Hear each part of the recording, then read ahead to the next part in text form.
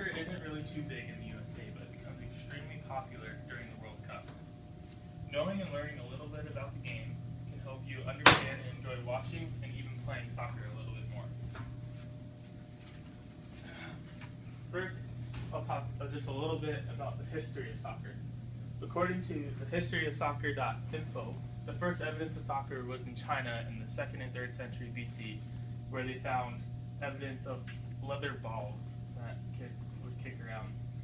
It wasn't until 1815 when major development of soccer became popular in universities.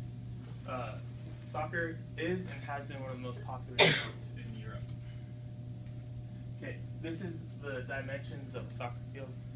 This is according to Ducksters.com. A soccer field isn't always defined of what the field should be like. So the length of it should be 100 to 130 yards long, and the width should be 50 to 100 yards long. That's the biggest change in soccer fields. I remember when I was in 8th grade, I played on a field that was on a baseball field, and it was half dirt and half grass. So the field was really long and very skinny. The rest of the lines are very defined, and it's the same with every soccer field. You have the center circle, and then you have the goal box right here, and all of those will stay the same amount of yards. The soccer goal is 8 feet high and 8 feet wide, and those are all fixed dimensions. The only rule about the field is you can't have a square field. The length always has to be longer than the width. These are the positions of soccer. You have 4 main positions. You have a forward, you have midfield, you have defense, and you have a goalie.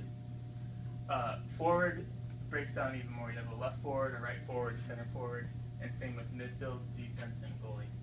The formations for soccer are different for no matter what team you're on. Most popular, you have 2 forwards, 4 midfield, 4 defense, and a goalie. You have 11 players on each side, which equals 22 players on the whole field. Okay, the gear for soccer is pretty simple. You have a jersey, shorts, cleats, shin guards, and socks. Shin guards are for if you get kicked in the shin, it protects you. And then the socks always have to cover the entire shin guard. Goalies have the option to have goalie gloves, so it can help the ball stick to their hands when they catch it. The rules. No hands. Some people, when they think about soccer, it's just that you can't use your hand. Well, your hand is considered your whole entire arm. So if you use your elbow, that's still considered a handball.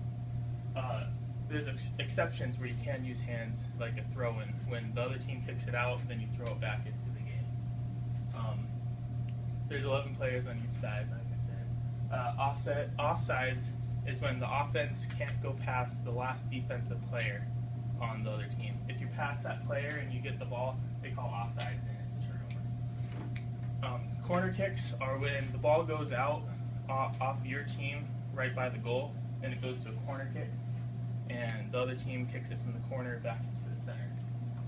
A penalty kick is when if you get a penalty within this goal box, it goes to a penalty kick where it's just you versus the goalie and you get a free shot on the goalie.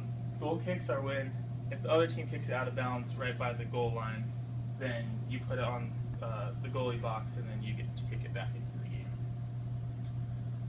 You have yellow warning cards where if you do something illegal like push someone, you'll get a yellow card. If it's extreme enough, you'll get a red card and get kicked out of the game. If you get 2 yellow cards, that equals a red card and you're kicked out of the game. Now, do you understand the game of soccer a little bit more? Maybe you can understand why some people have a dying passion for soccer and you just thought it was such a boring game. Next time the World Cup comes around, you can show your friends that you're a little bit ahead of the game.